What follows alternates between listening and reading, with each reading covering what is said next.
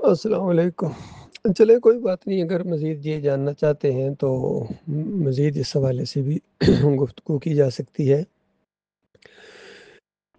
نبی علیہ السلام نے ان دو اعمال کی بہت تعریف فرمائی کہ اسلام میں یہ دو چوٹی کے گویا اعمال ہیں۔ ایک کھانا کھلانا، کیونکہ اس سے بہت محبت پیدا ہوتی ہے آپس میں، اور دوسرا سلام کہنا، سلام کو رواج دینا۔ یہ السلام علیکم بھی ہو سکتا ہے اور اسلام کی تبلیغ بھی ہو سکتا ہے، یعنی اسلام کو رواج دینا۔ تو اس سے بہت زیادہ محبت پیدا ہوتی ہے آپس میں۔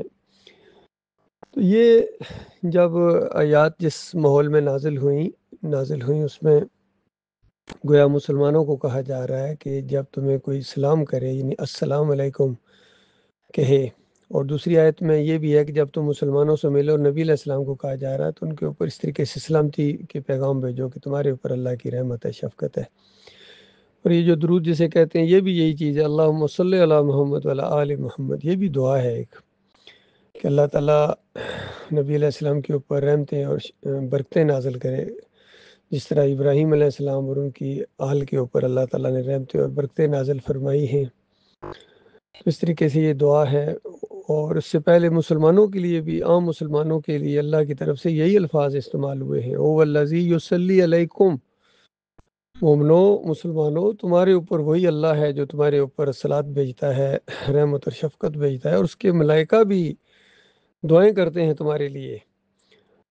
تو یہ معنی ہے ان چیزوں کا، جو ملائکہ صلوات بھیجتے ہیں مومنوں کے اوپر اور پھر نبی علیہ السلام کے اوپر، یعنی دعائیں کرتے ہیں، وہ اس طریقے سے کرتے ہیں، اللہ سے فریادیں کرتے ہیں، بہت زیادہ لگاؤ ہوتا ہے فرشتوں کا مومنوں کے ساتھ، اور پھر اللہ تعالیٰ ان کی دعاؤں کو قبول کرتا ہے۔ یہ ہے اللہ تعالیٰ کا صلوات بھیجنا۔ یہ نہیں کہ اللہ تعالیٰ پڑھ رہا ہے کھڑے ہو کے یا کسی اور کو کہہ رہا ہے، ایسا نہیں، ایسا سوچنا بھی نہیں چاہیے۔ اللہ تعالیٰ ان دعاؤں کو قبول کرتا ہے، یہ ہے اللہ تعالیٰ کا صلوات بھیجنا نبی کے اوپر اور مومنوں کے اوپر۔ پھر جب آدم علیہ السلام کو اللہ تعالیٰ نے پیدا کیا تو فرشتوں کی ایک جماعت بیٹھی ہوئی تھی اور کہا کہ وہاں جا کے ان کو سلام کرو، اور وہ آگے سے جو جواب دیں وہ تمہاری اولاد کا سلام ہوگا ایک دوسرے کو۔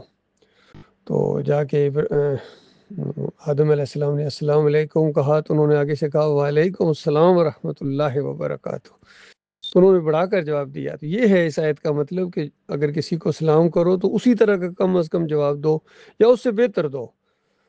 تو اگر کوئی السلام علیکم کہتا ہے تو دوسرا وعلیکم السلام کہتا ہے تو اس آیت کے اوپر عمل ہو گیا، اس آیت کے ایک حصے کے اوپر عمل ہو گیا۔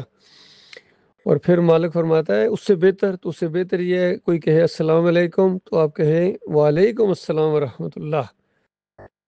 تو اس پر نبی علیہ السلام نے فرمایا یعنی 20 نیکیاں ملتی ہیں، السلام علیکم کہنے کے اوپر 10 نیکیاں ملتی ہیں، وعلیکم السلام ورحمۃ اللہ کہنے کے اوپر 20 نیکیاں ملتی ہیں، اور اگر کوئی وبرکاتہ کہے تو پھر 30 نیکیاں ملتی ہیں۔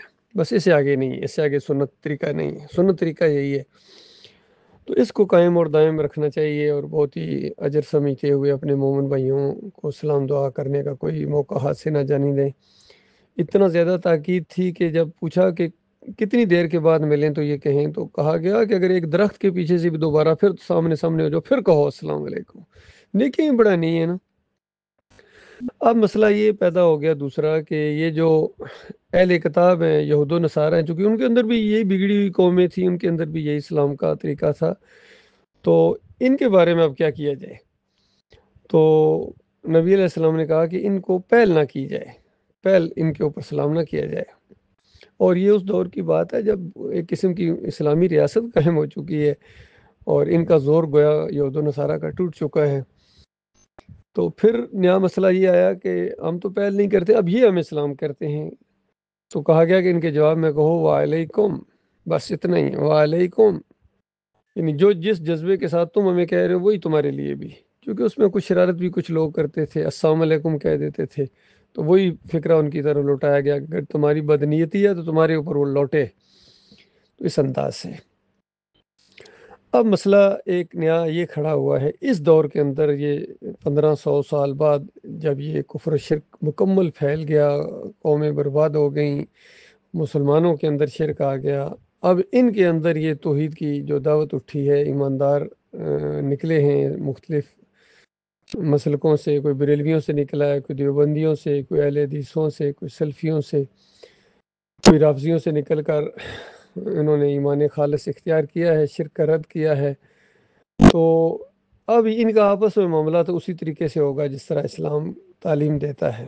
اب مسئلہ یہ ہے کہ ایک ایسی قوم سے ہمارا واسطہ پڑا ہے جو لا الہ الا اللہ محمد رسول اللہ بھی پڑھتی ہے اور پھر ساتھ ساتھ شرک بھی کرتی ہے۔ تو یہ جو اہل کتاب کی ایک پوری ڈیفینیشن ہے وہ ان کے اوپر فٹ آتی ہے کہ وَمَا يُؤْمِنُ أَكْثَرُهُم بِاللَّهِ إِلَّا وَهُم مُشْرِكُونَ، اکثریت اس طرح اللہ کو مانتی ہے کہ ساتھ ساتھ شرک بھی کرتے ہیں۔ جس طرح یہود و نصارہ اللہ کی کتابوں کو بھی ماننے کا دعویٰ ہے، انبیاء کو بھی، جنت اور جہنم کے بھی قائل ہیں، لیکن ساتھ ساتھ شرک بھی کرتے ہیں، بگڑ گئے ہیں، بگڑی ہوئی جب قومیں ہوتی ہیں۔ پھر یہی کچھ ہوتا ہے، اگر بگڑی ہوئی قوموں کو دیکھنا تو آج اپنی قوم کو دیکھ لو۔ ان کے اندر یہ جو توحید کی دعوت اٹھی ہے، ان کے اوپر اب اس طرح کی آیات اور اس طرح کے ماحول کے اندر کیا رویہ اختیار کرنا چاہیے؟ تو وہ ایک اجتہاد ہو سکتا ہے، اسے استنباط بھی کہتے ہیں۔ ان ساری چیزوں سے ایک نتیجہ اخذ کیا جائے گا کہ چونکہ اس قوم کو ہم دعوت دے رہے ہیں اور یہ بگڑی ہوئی مسلمان قوم ہے، تو جب ہم ان کو السلام علیکم کہیں گے تو اس سے مراد یہ ہوگی کہ اللہ تمہیں ہدایت دے، یعنی اس قابل تمہیں اللہ بنائے کہ تمہارے اوپر اللہ کی سلامتی ہو، کیونکہ جب تک کوئی ایمان خالص نہیں کرے گا، کفر بالطاغوت نہیں کرے گا، اس کے اوپر سلامتی نہیں ہے، نہ دنیا کے اندر بھی اور نہ آخرت میں، وہ مارا جائے گا۔ سلامتی صرف مومنوں کے لیے ہے۔ تو یہ دعا والا انداز ہے، اور ظاہری بات ہے علماء ہی اس معاملے کا فیصلہ کر سکتے ہیں اس طرح کی چیزوں کا۔ تو اس معاملے میں بھی آپ کو بتاؤں، شاید آپ کو معلوم نہ ہو، ڈاکٹر اس موقف میں بھی شاید آپ کو معلوم نہ ہو، ڈاکٹر مسعود الدین عثمانی رحمۃ اللہ علیہ اور محمد حنیف کے درمیان اختلاف تھا۔ ڈاکٹر عثمانی رحمۃ اللہ علیہ السلام کرنے کے قائل تھے، اور وہ دلیل یہی دیتے تھے کہ دیکھو تم اپنے دنیاوی معاملات جہاں کہیں ہوتے ہیں وہاں ایک دم نہیں بگاڑتے ہو اور اسلام کرتے ہو، چونکہ دنیا کے فائدے نظر آ رہے ہوتے ہیں، تو میں تو اپنے مالک کے لیے، میں اپنے رب کی دعوت دیتا ہوں، اور میں بہت ہی اچھا ان کے ساتھ انداز اختیار کرنا چاہتا ہوں تاکہ یہ ایمان کی طرف آئیں۔ تو یہ دلیل بھی ڈاکٹر صاحب کی بالکل دل کو لگنے والی ہے۔ لیکن محمد حنیف چونکہ یار معاملے میں جہاں سختی کرنی چاہیے ایمان عقیدے کے معاملے میں، وہاں انہوں نے بالکل اپنے آپ کو ڈھیلا چھوڑ دیا، اور جہاں گنجائش موجود تھی نرمی کی وہاں یہ سختی کرتے تھے۔ تو اس پر انہوں نے سختی اس انداز سے کی، کہتے سلام نہیں کرنا ہے کسی کو، چاہے یہ کلمہ پڑھنے والے بھی ہیں، بس ان کو سلام نہیں کرنا ہے۔ اور وہ والی روایت پیش کر کے سمجھتے تھے کہ میں دین، اسی کے لیے میں کہتا ہوں فہم نہیں تھا ان کو دین کا۔ فہم بہت ضروری ہے میرے بھائیوں، فہم نہیں ہوگا تو پھر اسی طریقے سے آپ ایک جگہ سے چیزوں کو اٹھائیں گے، دوسری جگہ رکھیں گے، غلط معنی پہنائیں گے، یا صحیح باتوں کی غلط تعویل کریں گے، یا غلط باتوں کو بیچ میں لے کے آ جائیں گے۔ تو یہ معاملہ کیا ہے محمد حنیف نے، عقیدے کے معاملے میں بھی، عمل کے معاملے میں بھی۔ اللہ تعالیٰ درست موقف کی توفیق عطا فرمائے۔